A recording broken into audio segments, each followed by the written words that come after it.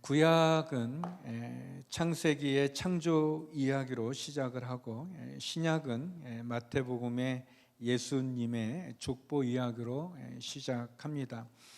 보통 족보라고 하는 것은 또 가문의 순수성을 또 지키고 증명할 뿐 아니라 또 조상의 업적을 과시하는, 또 그것을 또 본받고자 하는 그런 목적으로 족보를 기록합니다. 그러다 보니까 사람들이 족보를 통해서 부끄러운 과거는 좀 이렇게 지우고 자랑스러운 업적은 좀 크게 부각시키고자 하는 그런 의도가 있습니다.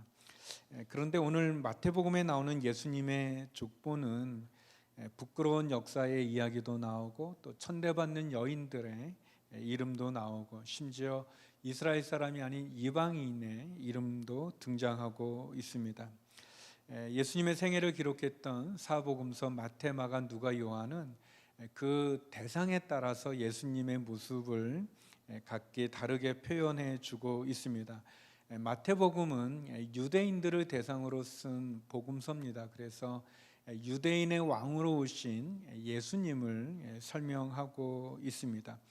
그런 점에서 마태복음이 족보로 시작하는 것은 자연스럽다고 말할 수 있습니다. 예수님은 구약의 약속된 메시아, 유대인의 왕으로 오셨다는 것을 잘 보여주고 있습니다. 유대인들은, 이스라엘 사람들은 우리 한국 사람들과 비슷하게 이 족보를 아주 중요하게 여겼습니다. 많은 소란과 많은 전쟁을 치르면서도 이 족보를 잘 보존하고, 그리고 또 족보에 따라서 기업의 땅을 분배하기도 하고, 그리고 사회의 신분과 지위가 결정되기도 했었습니다.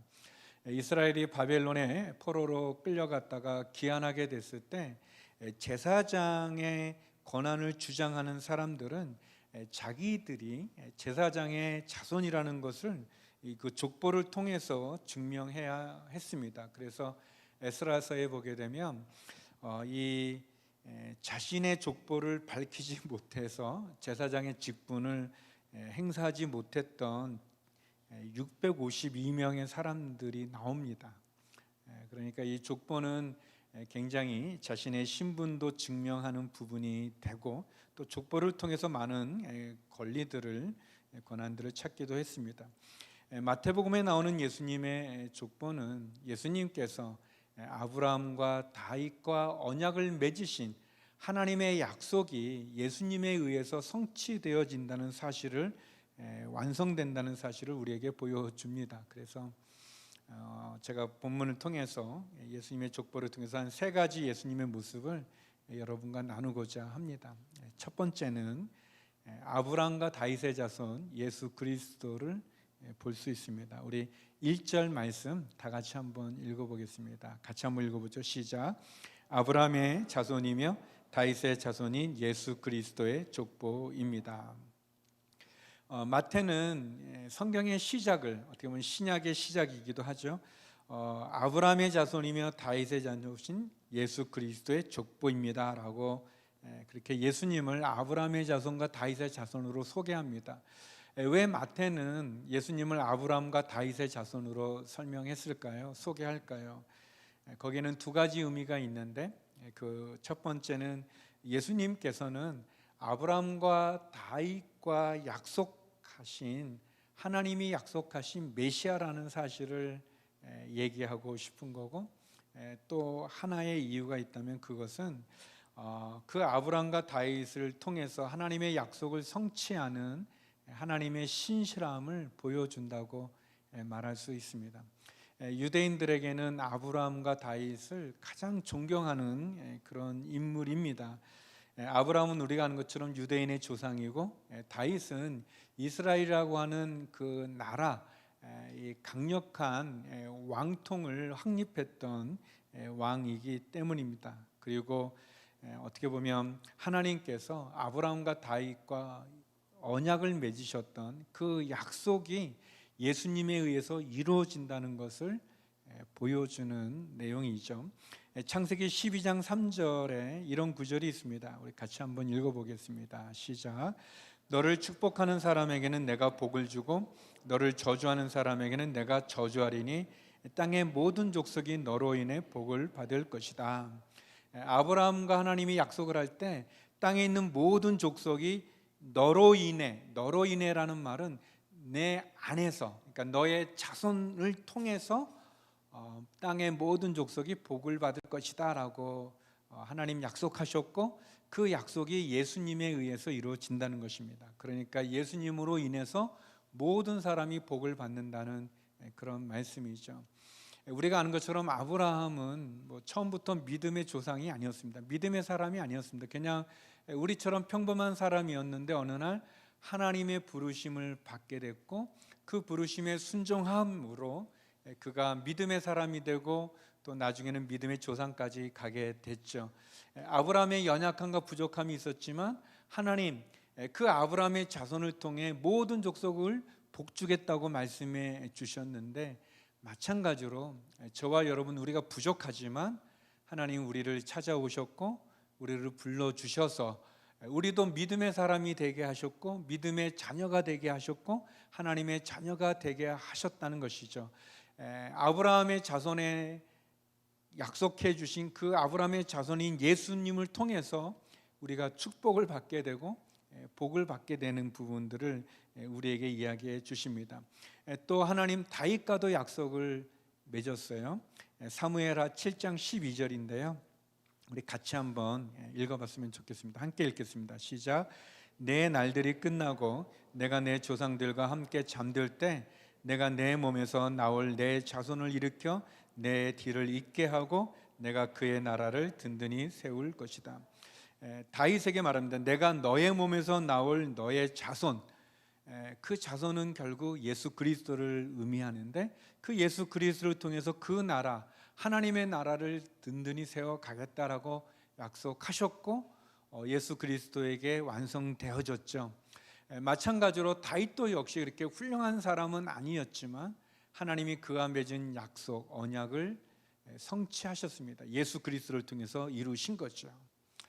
사랑하는 성도 여러분, 하나님의 은혜는 아브라함이나 다윗의 그런 뛰어남에 의해서 이루어진 게 아니라, 아브라함도 부족하고 다윗도 부족하지만 그러나 하나님의 은혜가 그 다윗과 아브라함의 연약함과 부족함보다 더 커서 그 아브라함의 자손 중에, 다윗의 자손 중에 예수 그리스도가 태어나셨고 그 예수 그리스도로 말미암아 모든 족속이 복을 받게 되고 하나님의 나라가 견고히 세워져 간다는 것입니다. 하나님의 은혜는 아브라함과 다윗보다도 더 큰 거죠. 마찬가지로 하나님의 은혜는 우리의 부족함이나 우리의 연약함보다도 더 크십니다. 우리의 연약함과 부족함보다 더 큰 하나님의 사랑이 우리를 십자가 예수 그리스도를 통해서 복을 받게 되고 십자가 예수 그리스도를 통해서 하나님의 자녀 되게 하신 것입니다. 그게 얼마나 놀라운지요. 예전에 제가 자랐던 동네에 용두동이라는 그 동네가 있는데요. 그 동네에 이렇게 좀 큰 자전거 공장이 있었어요. 어린이들 이렇게 타는 자전거 공장. 그리고 그 공장의 그 사장님의 아들이 친구였어요.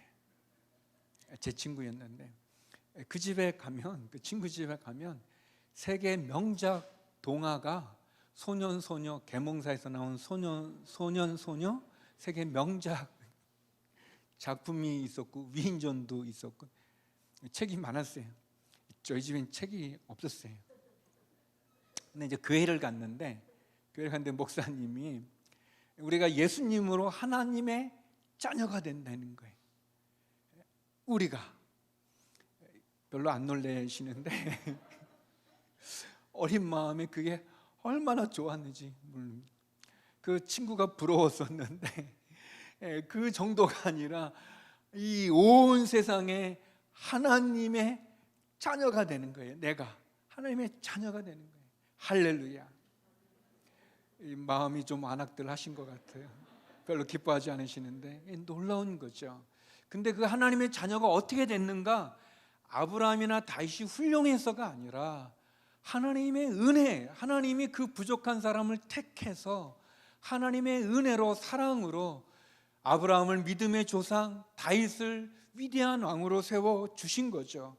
하나님이 아브라함과 다윗을 통해 세우시겠다는 그 약속을 지켜 주신 것처럼 우리의 허물보다 크신 하나님의 사랑과 그 은혜가 예수 그리스도를 통해서 우리에게 이루어지신 거죠.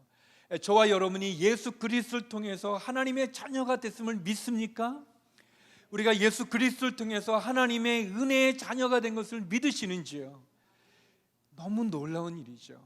하나님이 아브라함과의 약속, 다윗과의 약속을, 그 언약을 지켜주신 거예요. 예수님을 통해서. 두 번째는 온 인류의 구원자이신 예수 그리스도를 우리가 볼 수 있어요. 온 인류의 구원자 예수 그리스도. 우리 17절 말씀인데요, 우리 17절 같이 한번 읽어보겠습니다. 시작. 그러므로 아브라함부터 다윗까지가 모두 14대요 다윗부터 바벨론으로 잡혀갈 때까지가 모두 14대요 바벨론으로 잡혀간 때부터 그리스도께서 태어나신 때까지가 모두 14대입니다. 예수님의 족보는 마태복음 1장하고 누가복음 3장에 나와 있어요. 두 군데 나와 있는데 마태복음은 이제 아브라함 때부터 이렇게 예수님까지를 모두 41명이 나옵니다. 41명의 이름이 쭉 이렇게 나오고, 그 다음에 또 이렇게 하향식으로 그 위에부터 이렇게 누구의 이렇게 낳고 해가지고 이렇게 위로부터 내려오는 그런 족보로 기록을 하고 있고요. 누가복음 3장은 좀 반대예요. 누가복음 3장은 77명이나 나와요. 이름이 더 많은 사람이 나오고, 그 다음에 그게 예수님 때부터 하나님까지 상향식으로 올라갑니다. 이렇게 마태복음은 내려오는 식으로 이제 족보가 기록됐는데, 누가복음은 반대로 이렇게 올라가는 식으로 이렇게 기록이 되고, 마태복음에는 여자들의 이름이 나오는데 누가복음에는 여인들의 이름이, 여자들의 이름이 없어요. 우리나라 족보도 그래요. 우리나라 족보도 여자들 이름은 없고 그냥 성만 나와요. 굉장히 남성 중심적인 그런 부분인데요. 그리고 마태복음은 아브라함에서 시작해서 예수님으로 끝나는 반면에 누가복음은 예수님으로 시작해서 하나님까지 가요. 하나님까지 가는 족보로 기록합니다. 그래서 보통 마태복음의 족보는 이제 예수님의 아버지 요셉 가문의 족보로 보고, 누가복음의 족보는 예수님의 어머니 마리아 가문의 족보로 이해합니다. 그런데 이제 이 마태복음에 보면 우리가 읽었던 17절에 있는 대로 전체 그 시대를 아브라함부터 예수님까지를 14대로 나눠서 3기로, 그러니까 한 시기를 14대씩 해서 세 구분으로 나누죠. 그래서 아브라함부터 다윗까지를 14대, 또 다윗부터 바벨론 포로 전까지가 14대, 또 바벨론에서 돌아와서 예수님까지가 14대로 이렇게 나눠 있어요. 그런데 이제 우리가 구약을 읽어보면 이 빠진 세대가 많아요. 빠진 시간들이 많고 빠진 인물들이 많아요. 그러니까 마태복음이 다 기록한 게 아니에요. 예를 들면은 이 애굽에서 보냈던 430년의 시기도 없어요. 그리고 또 가나안에 정착해서 다윗 왕 이전까지의 한 400년의 시간도 없어요. 그리고 또 이 왕들 가운데도 뭐 요아스라든지 아하시아라든지 아마사 이런 왕의 이름도 없어요. 그러니까 이 마태복음의 족보가 모든 사람들을 다 기록한 게 아니라는 것과 또 모든 시기를 다 기록한 게 아니라는 것을 알 수 있어요. 그러면 왜 마태는 14라는 숫자를 썼을까? 그리고 이제 14가 3기니까 모두 42세대거든요. 42세대인데 아까 인물은 41명이 나왔다고 얘기했잖아요. 그러니까 어떤 사람이 두 번 거론되는 건데, 그 두 번 거론된 사람이 누구냐면 다윗이에요. 그러니까 다윗이 두 번 이름이 기록이 되어져 있어요. 그리고 다윗의 히브리어가 자음이 3개거든요. 3개인데 이 2개가 같고 하나가 좀 달라요. 근데 이제 그 히브리어는 이 알파벳에 숫자가 있습니다. 뭐 예를 들면 우리나라로 뭐 기역, 니은, 디귿, 리을 할 때 기역이 1, 뭐 니은이 2, 뭐 디귿이 3, 뭐 그런 식으로 숫자가 있는데, 그 다윗의 자음 세 자를 더하면, 그 숫자 더하면 그게 14가 돼요. 그러니까 이 마태복음의 족보는 다윗을 중심으로 한 족보인 걸 알 수 있어요. 그러니까 이 왕들 이름이 많이 나오는데요, 이름만 나오지 왕이라고 붙인 거는 또 다윗밖에 없어요. 다윗만 다윗 왕이라고 나오고 다른 사람은 그냥 이름만 쭉 나와요. 그러면 다윗 이 다윗의 족보, 다시 말하면 이 다윗의 자손에 다윗과 하나님이 맺었던 그 약속 언약이 예수님에 의해서 이루어진다는 거, 그리고 구약의 많은 이야기들이 예언자들의 예언이 다윗의 자손, 다윗의 가문에서 예수님이 나온다는 것을 우리에게 알려주는 거죠. 특별히 14라고 하는 그 숫자를 통해서 우리가 이제 이스라엘의 역사를 이렇게 세 등분했지만, 그걸 통해서 우리가 알 수 있는 게 뭐냐면, 처음에는 아브라함에서 다윗까지의 그 이스라엘의 역사였어요. 근데 이제 이 다윗 이후로 이제 우리가 아는 것처럼 이스라엘이 망하게 되고 바벨론의 포로로 끌려가게 되면서 온 세상으로 이스라엘이 흩어지게 되는, 디아스포라가 흩어지게 되어지는, 그리고 바벨론의 역사가 성경에 기록됨으로 해서 한 이스라엘의 역사가 이제는 온 세계의 역사로 전환이 되게 되고, 또 바벨론 포로 이후에 와서 예수님으로 말미암아서 요한계시록에 나오는 새 하늘 새 땅, 온 인류를 다시 회복시키는, 에덴 동산에서 죄로 말미암아 추방되었던 그 에덴 동산이 새로 회복되어지는 것까지를 이 마태복음의 족보가 우리들에게 보여주는 거죠.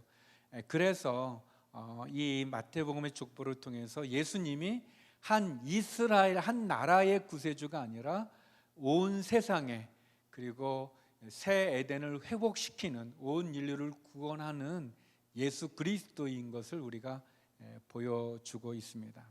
그리고 마지막 세 번째인데, 생명과 은혜의 예수 그리스도를 우리가 볼 수 있습니다. 서두에서 말씀드린 것처럼 이렇게 족보는 보통 집안의 자랑을 이렇게 드러내고 수치와 불명예스러운 사건이나 인물은 삭제하려고 합니다. 한 1년 좀 못된 시간에 이제 한 달 정도 되면 이제 1년이 되는데요, 미국에 있는 저희 아들 레가 아기를 낳았어요. 권사님 처음 아시는군요. 예, 제가 몇 번 말했는데 아무튼 감사합니다. 우리 권사님 이렇게 박수도 쳐주고 너무 훌륭한 권사님이세요. 너무 기쁜 일인데, 근데 이제 아들이 전화를 왔어요. 아버지, 우리 그 딸 이름을 좀 지려고 그러는데 돌림자가 어떻게 되냐고, 좀 족보가 어떻게 되냐고 묻는 거예요. 제가 잘 모르겠어요. 그래서 큰아빠한테 물어보고 알려줄게 하고 이제 형에게 전화를 했어요. 형, 우리 족보가 어떻게 돼요? 이제 그랬더니 그 요약본 같이 큰 두루마리 같이 이렇게 요약본이 있대요. 그래서 그걸 줄 테니까 하면서 이제 형님이 저에게 그거를 주셨어요. 그래서 이제 제가 이렇게 쭉 이렇게 봤는데, 거기에 보니까 이제 저가 있고, 이제 제 아들 돌림자가 있고, 이제 또 제 손녀죠. 손녀의 이제 돌림자가 이제 사용되는 게 몇 개 있어요. 근데 이제 제 기억에 제가 대학생 때 제가 이제 미랑박씨인데 이제 무슨 파고 멧돼손인 그거에 대해서 제가 이렇게 잘 기억을 잘 안 하는 게, 제가 기억하는 건 대학생 때 이렇게 벌주하러 갔다가 뭐 족보 가지고 뭐 얘기를 하는데 뭐 대단한 분들이 없는 거예요.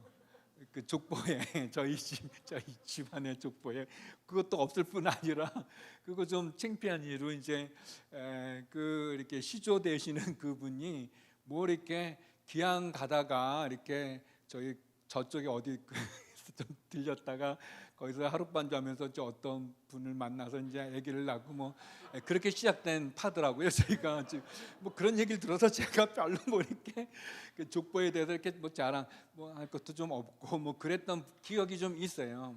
아무튼 이제 대부분은 이제 족보라는 게 이제 누군가 뭐 이렇게 유명한 사람이 되고, 그리고 이제 제가 알기로도 이제 몇 년마다 족보에 이렇게 갱신하게 되는데, 뭐 예를 들면 이제 국무총리까지 되면, 장관까지 되면은 그 또 족보에서 또 특별히 다루고 그런다는 말도 들었어요. 근데 아무튼 뭐 저희 위로는 뭐 장관도 없었고 무슨 국무총리도 없었던 것 같아요.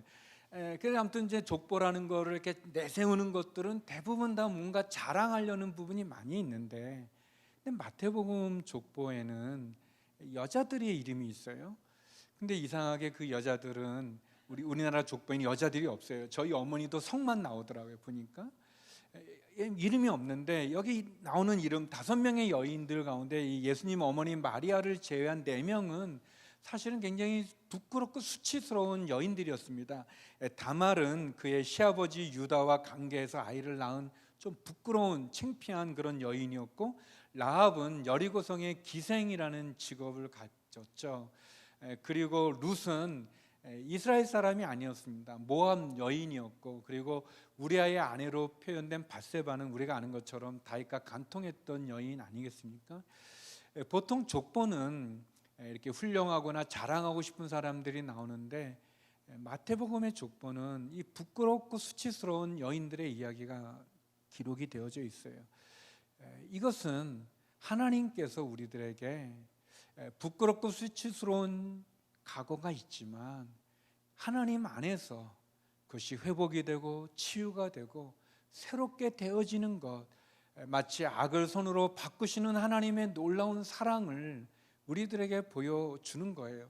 또 이 족보 가운데는 이방인의 이름도 있습니다. 다시 말하면 이 마태복음의 족보를 통해서 과거가 주님 앞에서 수치스러움과 부끄러움이 십자가 앞에서 회복된다는 것, 그리고 허물 많은 우리의 과거가 예수 그리스도의 보혈로 씻겨진다는 은혜를 우리들에게 보여주는 거죠. 또 구약의 족보는 대부분 누가 몇 살에 죽었다, 누가 몇 살에 죽었다, 그렇게 죽고 이렇게 표현되지만 마태복음은 죽는다는 말이 아니라 누가 누구를 낳고 누가 누구를 낳고 새 생명의 이야기들이 있어요. 예수님의 족보는 우리들에게 은혜일 뿐 아니라 생명의 족보를 우리들에게 말해주는 거죠. 여러분, 세상의 족보는 과거의 영광에 치우치지만 하나님의 족보는 그 수치스러운 과거까지도 영광의 자료로 바꿔줘 새로운 피조물로 우리를 인도해 주신 것을 보여줍니다. 고린도서 5장 17절에 보면 그러므로 누구든지 그리스도 안에 있으면 새로운 피조물입니다. 옛것은 지나갔으니 보십시오 새 것이 됐습니다라고 말하고 있어요. 복음은 몇 살에 죽는 것에 초점이 아니라 새로 태어나는 그 생명에, 그리고 우리의 수치스럽고 부끄러운 과거까지도 하나님 안에서, 십자가 안에서, 예수님 보혈 안에서 새롭게 되어지는 것을 우리에게 말해주고 있습니다. 여러분도 족보가 있지 않겠습니까? 여러분은 여러분 족보 가운데 누구 때 예수님을 믿게 됐는지요? 우리들 가운데는 몇 대째 신앙을 갖고 전수되어진 분도 계실 거고, 아니면 부모님 때 믿게 된 분도 계시고, 아니면 우리 자신이 복음의 1세대인 경우도 있겠죠. 어떻게 보면 우리의 족보 가운데서 우리가 언제 예수님이 우리 집안에 들어오게 되셨는지, 우리가 믿게 됐는지, 그것을 돌아볼 필요가 있어요. 세상의 족보는 사라지겠지만 예수님의 족보는 영원합니다. 세상의 족보에는 상처가 있고 아픔이 있고 비교가 있고 교만이 있을 수 있지만 예수님의 족보에는 은혜가 있고 생명이 있고 치유가 있고 사랑이 있는 것입니다. 저와 여러분이 세상의 족보로 인정되어지거나 세상의 족보로 판단되어지는 게 아니라 예수님의 족보를 통해, 예수님을 통해 사랑과 은혜로 회복되어지는 인생임을 믿음으로 바라볼 수 있기를 주의 이름으로 축원합니다. 우리나라는 일제시대도 겪었고 또 조선시대에 계급으로 나눠지는 어려움도 있었고 또 6.25 전쟁도 거쳤기 때문에 우리나라 사람의 족보는 다 아픔이 많아요. 어느 사람도 다 그런 고통이 있고 쓰라림이 있어요. 그것을 우리가 아무리 잘 포장한다 할지라도 그 아픔과 슬픔을 떠날 수 없는데, 예수님의 족보를 통해서 하나님 그 십자가의 은혜를 통해서 우리가 새로운 피조물로 새로워질 수 있음을 믿음으로 고백하는 저와 여러분이 되기를 주의 이름으로 축원합니다. 하나님께서 아브라함과 다윗과 맺었던 그 약속을 예수 그리스도를 통해서 실현해 주셨고, 그 예수 그리스도는 이스라엘뿐만 아니라 온 인류의 구원자가 되어 주셨고, 특별히 저와 여러분 우리에게 생명을 주시고 은혜를 베풀어 주셨습니다. 그 은혜 가운데 이번 한 주간도 승리하는 저와 여러분 되기를 간절히 기도드립니다. 기도하시겠습니다. 거룩하신 아버지 하나님, 예수 그리스도로 말미암아 믿음의 가문을 이루는 저희 모두가 되게 하여 주시고, 아브라함과 다윗과의 약속을 성취하신 그 하나님의 신실하심을 통해 우리를 회복시키시는 하나님의 은혜의 자리, 십자가의 은혜의 자리로 나가는 저희들이 되게 하여 주옵소서. 예수님 이름으로 기도드립니다. 아멘.